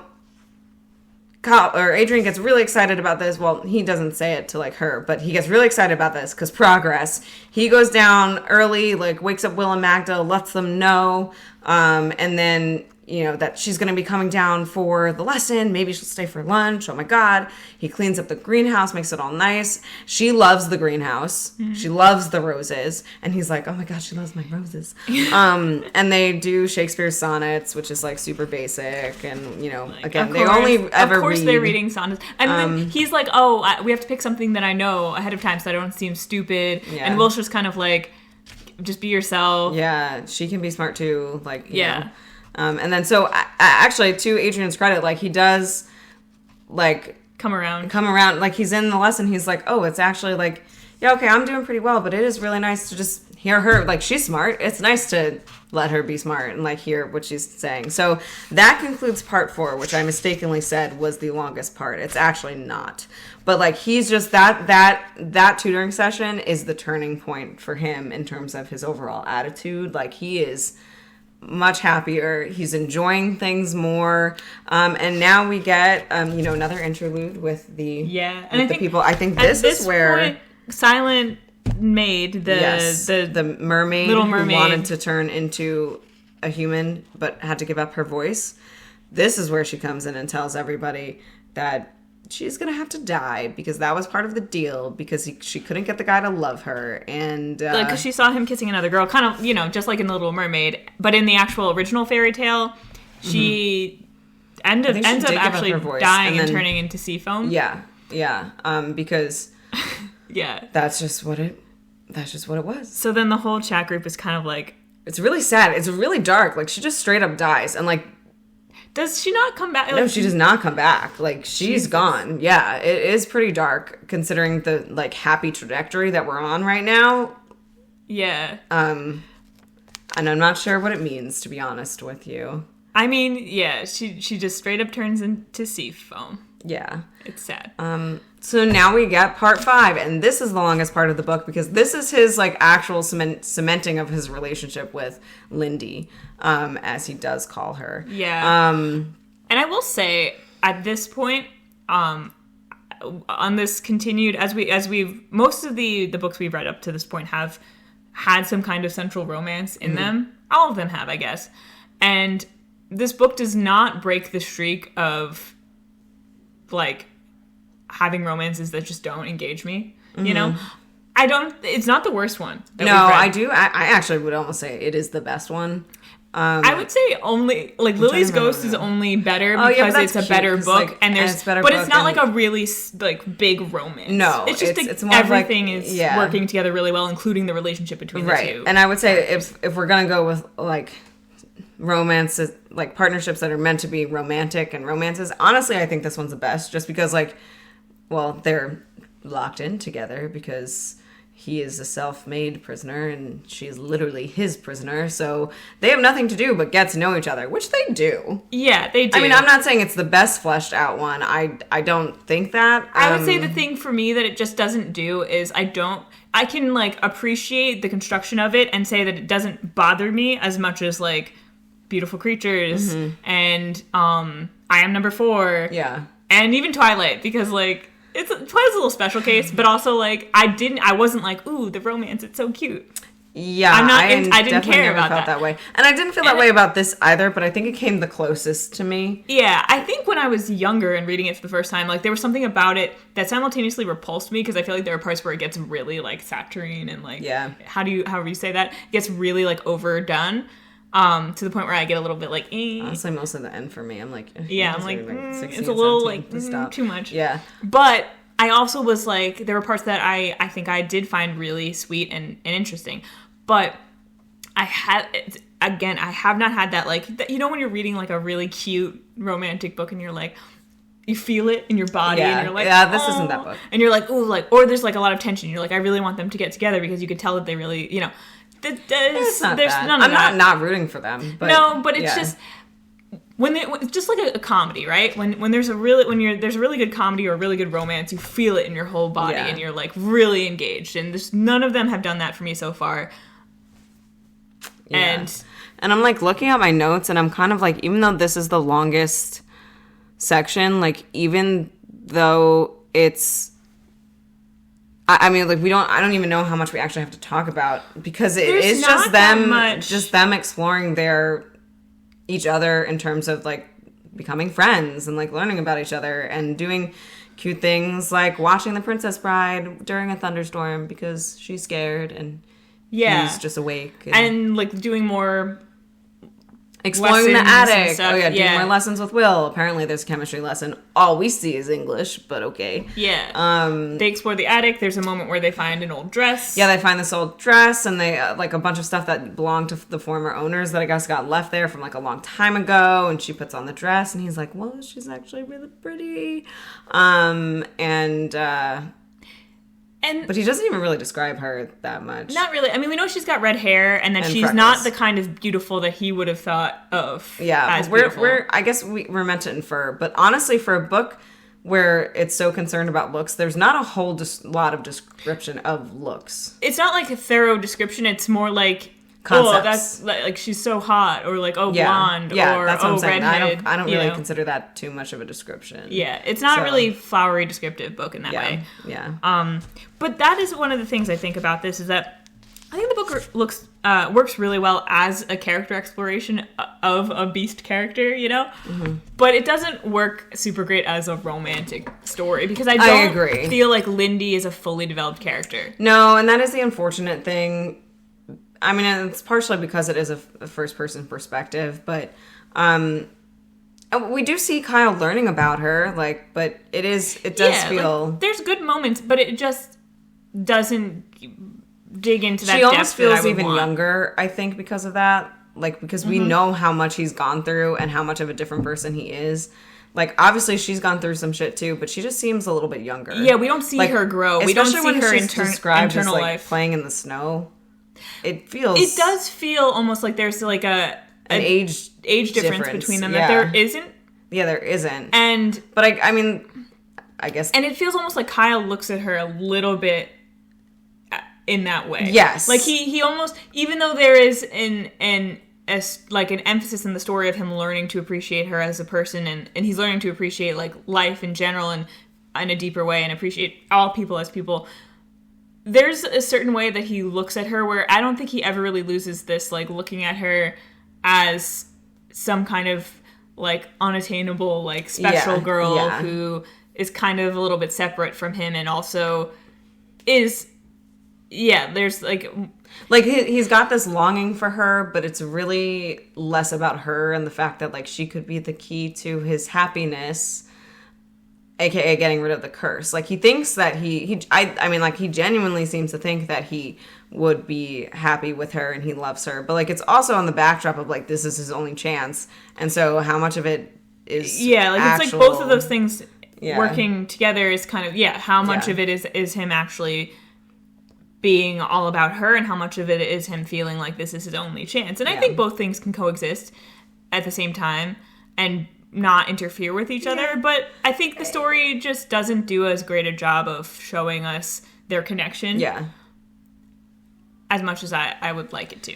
Yeah. And so by the end of part 5, though, they are close friends, and he's actually working up the courage to tell her that he loves her, because she had expressed, he was thinking about letting her go, because he felt so strongly about her and felt horrible that he was keeping her there. It had been like 7 months, I think. We're around the 7-month mark or something. I don't know. Yeah. I mean, 7 months after she'd been there, not like 7 months into this whole thing. She'd been there for a while. I don't know exactly I think it said 7 at the beginning of I don't know. It doesn't matter. But then she tells him how much she loves snow, but she's never like been out of the city. So he calls up Daddy Warbucks, or his dad, and gets him to like get their old winter cabin ready. And so the four of them, Will and Magda and Adrian and Lindy, all drive up in a limo to upstate New York so she can be in the snow. And so they're there for like at least a few weeks. I think the intention was they were going to be there for a few months. But how does it happen? So they're like sitting on the couch, and he made a fire because he learned how to do that. And Will and Magda are in their rooms because Adrian was like, hey, maybe you guys stay in your rooms, because he wanted to talk to Lindy by himself. And so they were talking, and she was saying how she just wished that she could just see her dad and make sure that he was okay. Oh, right. And he was like, oh, if you see your dad and like know that he's okay, you'll feel better. And she was like, yeah. So he gets the magic mirror, and is like, you can see whoever you want. And so they test it out on Sloane, actually, his ex-girlfriend, which, what a weird thing for her to do. Yeah, she's like, oh, this really mean girl, I want to see her. Like, yeah. Yeah, it doesn't make sense for what little character she has developed. Like, that doesn't make sense. Yeah, both she and Kyle have this, like, mutual resentment of their previous classmates. Yeah. That is unhealthy. It's one of the areas where, like, they don't really mature past. Yes, I will say. Yeah, they don't, and they think they're better than them, too. And Sloane doesn't get, like, any kind of, like, depth to her character. No. Which is in contrast to the film, where there's a moment where he overhears Sloane talking about how she felt like Kyle made her a worse person. Yeah. Which is probably true even in the book, but we don't know that. We don't really, yeah. In the book, it's just kind of, she's played one note. Yeah. But yeah, so they test it out on Sloane. Weird. But then she looks to see her father, and then he's like, dying. I don't know. He's in an alleyway tweaking, like he's a drug addict, and he is, like shivering out in the cold, like he's not okay. And she's like, oh my God, I have to go to him. And he's like, yeah, you should go to him. And she's like, what? And he's like, yeah. He's like, I gotta let you go. Yeah, and then he's like, just do me a favor, do it quickly, and like come back if you want to, because you're free. And she's like, I'll come back. And she doesn't. At least not for a while. She doesn't ever, actually, though. So anyway, Adrian lets her go. Lindy's gone. She's off to check on her dad, and then Adrian's like, he feels like this is the end. He didn't get to tell her that he loved her. He spends the rest of the winter months in I'm going to call it the Catskills, because that's just how I pictured it in my head. He spends the rest of the winter months in the Catskills alone, but he likes it because he can go out during the week because, there's no one around there. So he takes a lot of long walks. He communes with nature. And he's really, really sad again. And finally, Will and Kendra, I think, both separately are like, hey, maybe do you want to go back to Brooklyn to see if she will come back? You've only got 2 months left. And he's like, no, I give up. And I feel like Will might have guilt trips him too and be like, what about my sight? I feel like he might do that. I feel like he does. Like, hey, didn't you promise that I would get my sight? How about you go do what you can to make that happen, bro? Yeah. And he's like, she doesn't love me and she won't be back. And he's like, it would just feel terrible. Like, I want to get my hopes up. Yeah, like for 2 months. Like, honestly, I get it. Fair. Yeah. If I were him, I would be like, bruh, this is a hopeless situation. Yeah. I especially in recent years, like to maintain an attitude about life that anything can happen and nothing's impossible, and the world is full of interesting miracles. Kyle did not have that attitude. And we understand why. That's an attitude that needs to be cultivated and carefully maintained, and is not, it might come naturally to some people, but it's one that you have to be more deliberate about. Yeah. It's very hard to stay in that mindset. Yeah. So he does eventually decide to go back to Brooklyn. And one of the I'm glad I flipped to this page because it's just funny. But like one of the funny things is, so they'd gotten someone to tend to the roses while they were gone, and he did just a poor job, and the roses are all dead basically and dying. And he's like not happy about it, but at the same time he's like, actually this is okay because they're my roses and I'm gonna nurse them back to life. And he just goes straight back into like rose guy mode, you know. He's a rose guy. He's like, yep, this is what I meant to be. I was right all along. And then, wow, yeah, part 5 is definitely the longest. I don't know how I thought. Long. Yeah, so much happens to this. Okay, so now he's back. We're actually getting to the end here. Do we finally get to the climactic moment of the... Where it's basically the last night. Like, this is the 2-year mark is upon us. And he starts to, he gets out the mirror and he looks for Lindy. And, like, as he's doing that, he sees that she is in trouble. Being shaken down by, like, one of the guys, like, her dad. A drug dealer, I think, or something like that. Someone he might owe money to. Yeah. And the drug dealer's like, I could take you instead. Ha, ha, ha. And it's like, what is with these people? Maybe this is what they're like, but, I mean, I don't want to paint anyone with a broad brush. Yeah, I know. I'm not saying all drug dealers are okay to take their payment in child, girl, but there's at least 2 of them who had it on their minds. So anyway, so Adrian's like, oh my God, I have to go to her. And so he does somehow, like he knows where she is, like, and where to go. I think she did move deeper into Brooklyn. Like, so they're both in Brooklyn at this point. Yeah. So we know she's somewhere in Brooklyn, but like somehow because like he goes out into the subway and he doesn't put stuff on, so people see him. They're freaking out. I think there might be some kind of magical thing going on or something where he just like instinctively. He just knows, yeah. Like the mirror breaks. Oh, because he uses it to like. People are like low-key attacking him.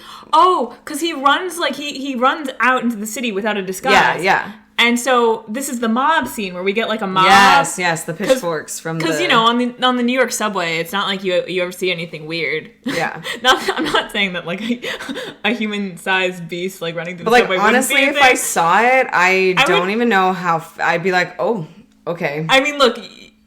People on a New York subway will just like none of my business. Have to. Well, yeah, because I would have to like see this like person like actually being a beast and like know that it's not a costume or like no, like I would have to know for me to do it, especially if he's just like doing his own thing and like looks like he's in a hurry. I'm like okay, scary, but like if he's not coming to me, like, and then I'm not seeing him attack anybody, I don't know what I'm gonna do. You know? See a lot of weird shit on the New York subway, and you just kind of have to go with it. Roll with it. But something happens, and people do not roll with it. Do not roll with it. And they say like really stereotypical things, like a beast. Ah, like, yeah, and it's like that's not what people would even. Anyway, it doesn't matter. Yeah. That's one of my least favorite parts of the book.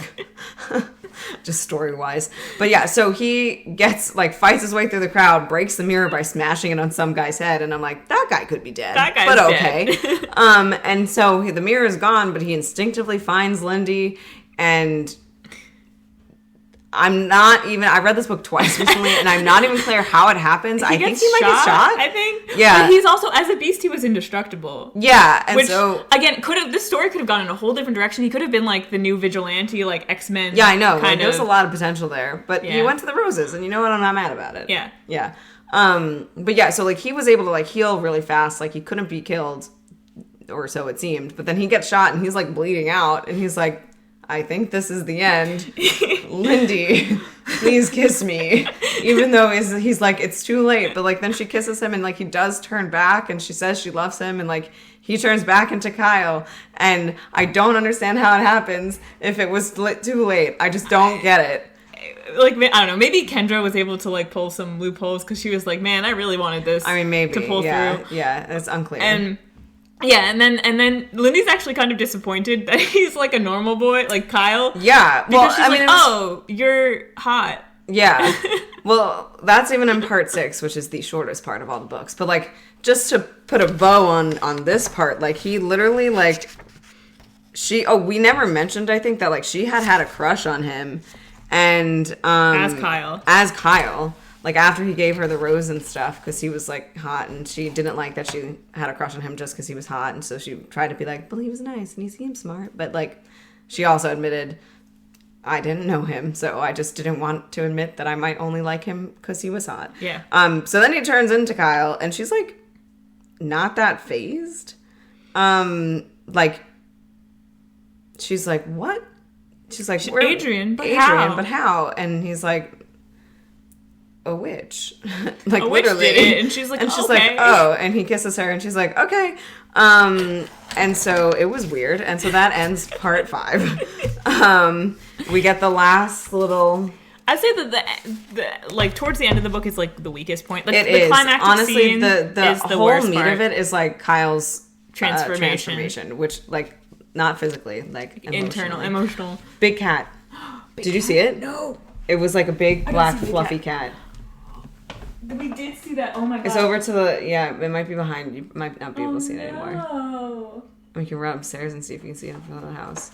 I gotta see the cat. I'll hold down the fort. Whoop. Camera's gonna Did go. I move that? No, I don't think so. Maybe a little bit, but not that much. I'll read to you. Mr. Anderson, welcome to tonight's chat. Grizzly Guy, hey everyone. There's some people I'd like you to meet. Snow Girl, hi, I'm Snow White, but not that Snow White. See, what does that mean? Which Snow White are you then? And then Rose Red, you always say that. It sounds dumb. It does sound dumb because who are you? Snow Girl, you're just mad because I got the guy. Mr. Anderson, ladies. Grizzly Guy, anyway, this is Snow White. We're engaged. Beast NYC, that's Adrian/Kyle. Hi everyone, there's someone I want everyone to meet also. This is Lindy. She broke my curse. I'm not a beast anymore. Lil Linda Rose. Hi everyone, nice to be here. I'm reading to them from the last thing. Snow Girl, congrats with a Z. Rose Red, that's great. Mr. Anderson, I've been wanting to talk to you, Beast. I heard about a beast loose in the subway system. Was that you? See, this is meant to, like, be in the universe as, like, the rest of the story, but it doesn't really make sense. Did you see it? No. Oh, you didn't see it? No, it's It gone. was big. It was very fluffy. I did not see the big cat. All right, I'm going to stop reading this because that leads into part 6, and it's basically like, everyone seems okay. Froggy's going to go kiss a princess, and he's going to be good. Grizzly Guy is... whatever his deal is, he's good. He's Beast got, like, NYC is good. And then, lest we forget, Silent died, so she's Not there. not there. And now we're at part 6. And so this is where, like, they get home. They have to go to the police station because all that commotion. Also, like, the drug dealer shot him. So. Yeah. So, like, yeah. And I think there were witnesses or something. Yeah. I don't know. It all works out for them. But they get back and, like, Kyle's dad is at the brownstone because he's like, beast in the subway. Like, it's you, man. Yeah. Like, that sounds familiar. Like, not happy about that. And Kyle's like, yeah, well, I'm Kyle again. And his dad looks up and is like, oh, yeah, you are. And it's just like, fuck you, man. Yeah. Honestly, the worst person in the... And that's the one thing I think the movie did better was, like, there was an implication that Kendra was going to go back and get the dad. Yeah. And I was down. Yeah. And honestly, like... He needs it. But Kyle... Movie dad doesn't need it as much as book dad needs it. Kyle does have his, like, fuck you, dad moment. He's like, I don't need you. Oh, yeah, because his dad's like, you can come back to move to New York if you want. And Kyle's like, nope. Nope. And so... This is where it gets weird. Oh, okay. So before it gets too weird, though, Will gets his sight back because that was one of the things that Kyle asked for. And so, like, Will can see again. And so that's pretty exciting. And Will was, he was fine. Like, he lived without his sight and, like, he was good. But that's he was also... one thing is that in the book, like, Will doesn't really complain about, like, being blind. He's like, look, it's not easy. People, degrade you, and it's hard for him to get jobs and things. And he used to be able to see, and he does miss being able to see. But it's not like, oh man, this is like there's a difference between the Will in the book and then in the movie, where in the movie he's very very bitter about it, very just like cynical about it, and just kind of like it's a prison. And while people are allowed to feel about their situations however they want to feel about it, it comes across a bit more of like as a disabled person, I can't live a fulfilling life as much as everyone else. Like very much so. And I hate that, especially when in the book he's not like that at all. And he's actually a great influence on Kyle Adrian. In the movie, he's terrible. Neil Patrick Harris, not your best work. Yeah. I'm just saying. So then they go to find Magda now because, like, Will can see his sight. well, okay, well, has his sight back, and everyone's excited, and they're like, Magda, like, she was gonna go back to her family, and they go to Magda's room, and it's like, she's gone? Oh my gosh, she didn't say goodbye. It's here. So then Adrian gets out the mirror, which is back somehow. I thought he smashed it, but he's got it back. Did he smash it? He hit it over the guy's head, and that's why he didn't have the... I don't even remember. I don't know. It doesn't matter. And so, like, he asks to see Magda, but he gets Kendra instead. And she's like, come up to the roof. So they go up to the roof, and, like, Kendra is Magda. Yeah. Magda is Kendra. Oh, it was Kendra all along. Yeah. Exactly. Which... Okay, there's not a lot of discussion about race or things in this, but Magda was obviously a woman of color, and it does feel weird to me that the one... He specifies that she speaks Spanish and that she, makes Latin food. Yes. Because that's where, like, she's from, like, South America or something like that. It is a little bit off-putting that, like, she turns out to be Kendra, who I am assuming is white, I will say. I don't think that we don't actually know. Have confirmation. And that's what I was thinking when I was reading that scene, and he was talking about how he actually specifically mentions that when she worked for him and his dad, she would make, like, regular food, meat and potatoes kind of stuff. But now that it's just him and her... and he doesn't care what he eats, she started making a lot more of dishes from, like, her background. And so I was like, did Kendra just, like, research dishes? Yeah, I know. Or is she actually, maybe she's actually supposed to be, like, culturally... Yeah, I don't know. It's possible. I don't know. It's very unclear. And it is honestly off-putting, especially when you're like... So, listen, I'm not saying... And Adrian Kyle also agrees, like, he came out the better for this. Like, he became a better person, and it benefited him. But honestly, as someone who lived with them and, like, saw how his dad was and, like, how that impacted Kyle, I wonder if this is really, like, the best thought out plan. There was an interesting dissonance between Kendra as Magda and Kendra as Kendra when she interacted with Kyle. Because as Magda, she interacted with Kyle in a way where she was very much... that kind of person who can see past the exterior and know that, like, this is a teenage boy who hasn't been shown much love and doesn't know how to express it. And also she knows that even though he's really an asshole, that he is because he's miserable inside. And that he would be a happier person if he learned how to appreciate people and be nicer. But also, as Kendra, she's kind of like, you suck and you need to be taught a lesson. Yeah. And she later has moments... And I'm going to make it pretty much as hard as it possibly can be. And she comes across as much more just retributive and, like... Yeah. Is that a word? And just less sympathetic. And it's very interesting because I think that both perspectives can coexist within the same character. But I almost feel like it would have been better... if, like, in the movie, they were two separate characters. I agree. I would have liked it a lot better. Because I liked Magda as... And, like, some things do make a little bit more sense. Like, he never had to tell Magda... Like, there was never a scene about him revealing the way he looked to Magda. You know, she just always took it in stride. I wonder why that is. Like, she was the one who came up with the idea to bring Lindy upstate to the snow instead of set her free. Because, like, she was working towards, like, him... I mean, I guess Magda would have been doing that anyway. But I don't know. Like, she was, like... scheming also as Kendra, I guess. But, like...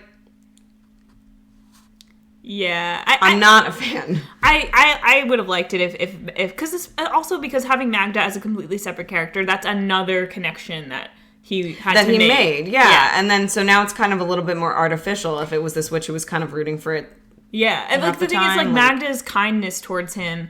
is part of what changed him. Because he could see that there were people who could... be loving and respectful towards him even when he was an asshole. Yeah. Yeah.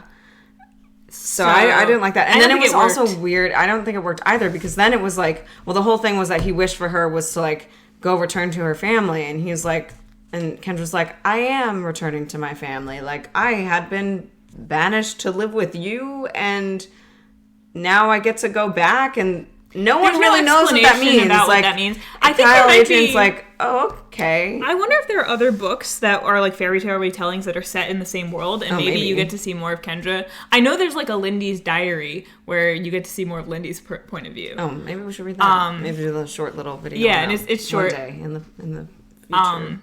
But I wonder if I never looked it up, if there are other books that just didn't get as popular. Maybe we could see. Because I'm I curious would like a little about that. bit more explanation. It feels like there's like more to this world yeah, it feels that like we there's don't. something missing in that. Like it's like hinting at something that, oh, if you know, you know. Yeah. And I don't know.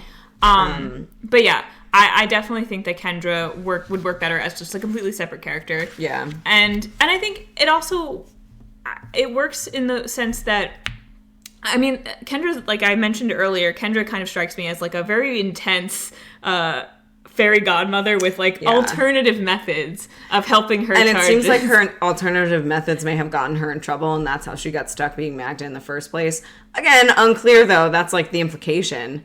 But it is very confusing, and honestly, a kind of lackluster way to end the book. And if you want to talk about a really lackluster way to end the book, in the epilogue, they go back to Tuttle. They go back to the private school that they started at in the first place. Yeah, and to it's like, finish out their senior year. Yeah, to finish out their senior year. And it's like, why? I mean, on the one hand, for Lindy, if she really wants to, you know, obviously keep up with her education and get to a really good college, it makes sense. But, like, they could have found another school. No, they could have, probably. like, his dad is rich as hell, and he got both of them back in. He could have gotten both of them into anywhere else, I'm sure.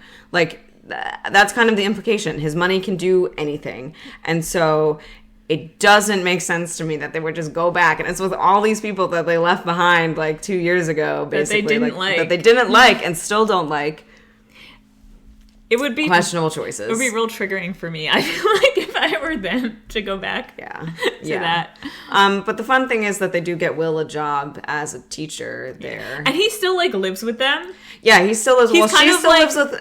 Lindy still lives with Kyle. Oh yeah, and Will also. They all still live in the brownstone. Yeah, but I guess there's no Magda. No Magda. So, yeah. So I wonder who does the cooking and cleaning. I think it says like he actually might have learned to cook. I'm not sure. Yeah. Yeah. So they all live there. Oh no! It says he's finally figured out where everything is in the kitchen. So that doesn't imply that he knows how to cook, but he is still growing and learning. Yeah. And I mean, at this point, they're like 17, 18. Yeah. So. So yeah, it's an interesting way to end it. It is. Because I do feel like we spent so much time on the beginning parts because it was all about his character, right? And like that is the most compelling part of the story is his character. And like he doesn't stop progressing as you go on, but it does become more and more about Lindy and his relationships with her. And we did express that wasn't as strong. Yeah, it wasn't as strong. So I think like it kind of makes sense that the book did end on this lackluster note.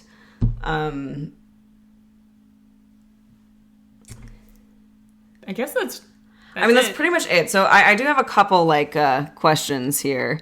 Well, one of them is which fairy tale does Grizzly Guy represent? So if you remember from the beginning, like, please let us know in the comments who the heck this is. Yeah. Like, what is this?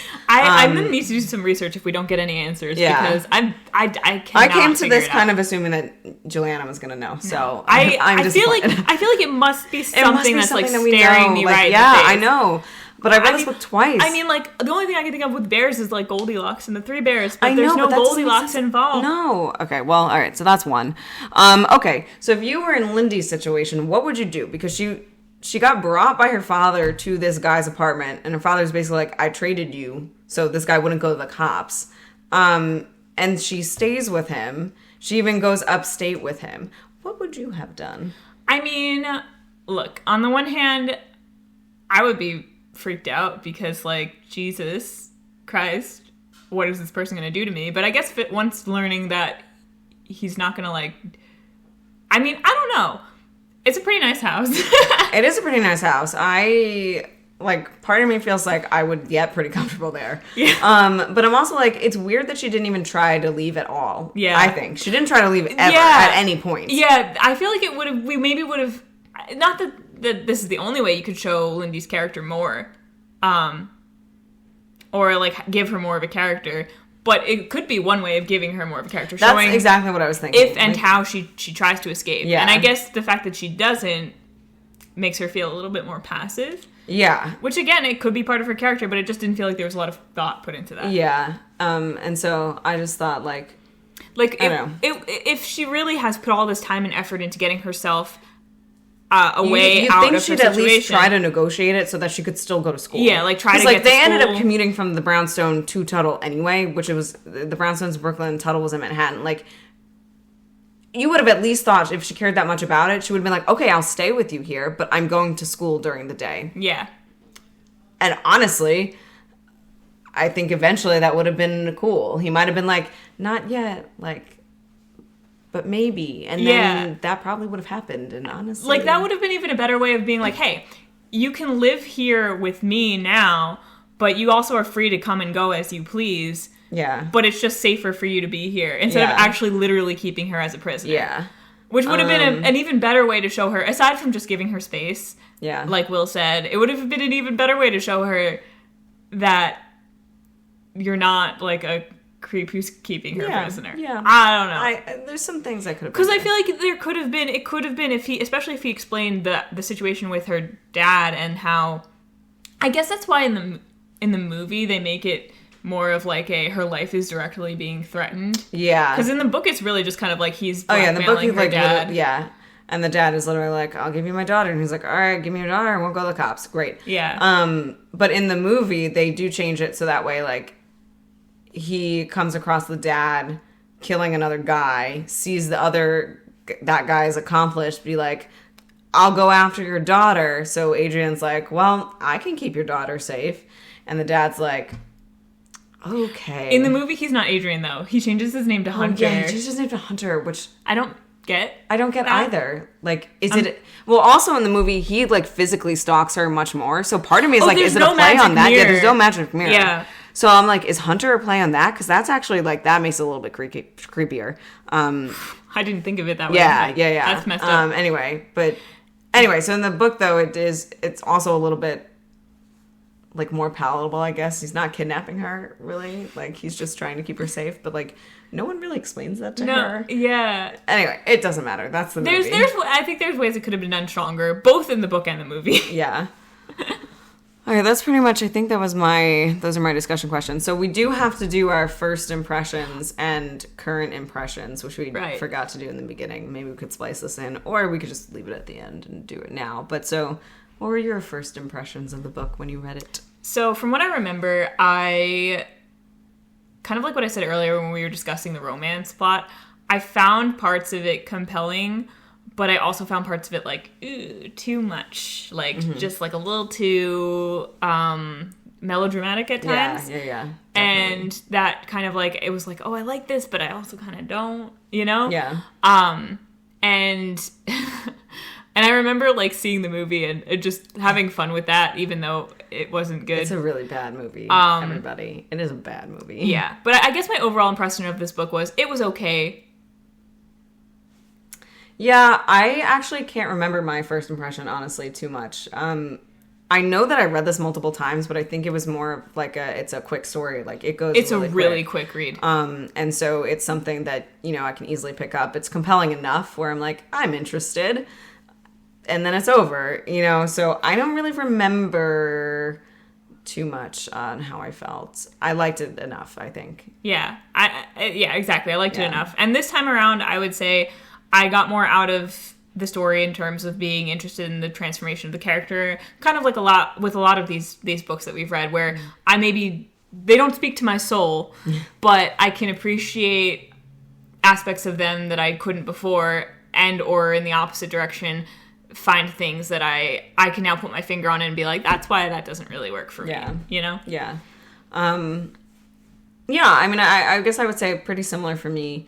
I enjoyed it. Like, it felt more chaotic. Like, I read it twice, actually, since we ended up having a long time between when we decided on this book and when we actually are filming it. So I ended up reading it twice. And I think the first time around, I was like, this is chaotic. Like, I am all over the place. And then I read it again, and I was like, it's a little bit more contained than I think the impression of that comes from just some of the absurd dialogue. Yes. Like, the things that, yes, where you're like, whoa.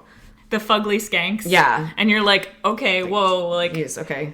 And Yeah, I think that's where that comes from. I agree. And then so when I read it again so closely together, I was like, oh, okay, it wasn't as like, I mean, it's still, the dialogue is still like hits you in the face, but, you know, I guess if you're ready for it, then yeah, it's less chaotic. I would say the biggest takeaway for me is book is way better than the movie. Yes. Even though I'm not saying it's like the best book in the world. Yeah. It's way better than the movie. But I would say the best part of the existence of both the book and the movie is the existence of the Jenny Nicholson video. Yeah. Where she does a little retrospective on it. If you're looking for more information on the movie, you should go check out her video. That's fun. Yeah. I've watched it multiple times, and it is great. And it is very entertaining. And you don't have to, just like this one, you don't really have to have seen the movie. Or obviously read the book. We went through most of it for you. Yeah. But it's definitely interesting to compare the two. And yeah, and then feel free to also go see the movie. Or not go see it. Watch it. Watch it for free if you can. Do not pay for it. Unless you really, really want to. Some of the decisions that they made. Oh my god, so baffling. questionable. But anyway. All right, I think that's it. pretty much it. Yeah. So thank you for watching or listening. You can find us at Read and Repeat Podcast on Instagram, Yes. YouTube, Apple Podcasts, Spotify, and I think we have Google a Podcasts. Oh, as well. Google Podcast? Oh, Yeah. I didn't know that. We have a Twitter account, but we don't really use it. Yeah, I don't really post on the Twitter. But I think I've got some old links up there, so. Please leave some comments or Yeah, likes let or us know what anything. you think. Let us know if you know what Grizzly Guy represents, what fairy tale he represents. Let us know if you've got suggestions for books. Can't promise that we're going to do it because we got a whole list that we're working through. But if you have any, we'd love to add them to it, and we'll see. Cool. Well, I'm Taylor. I'm Juliana. Thanks for watching or listening. Bye. Bye.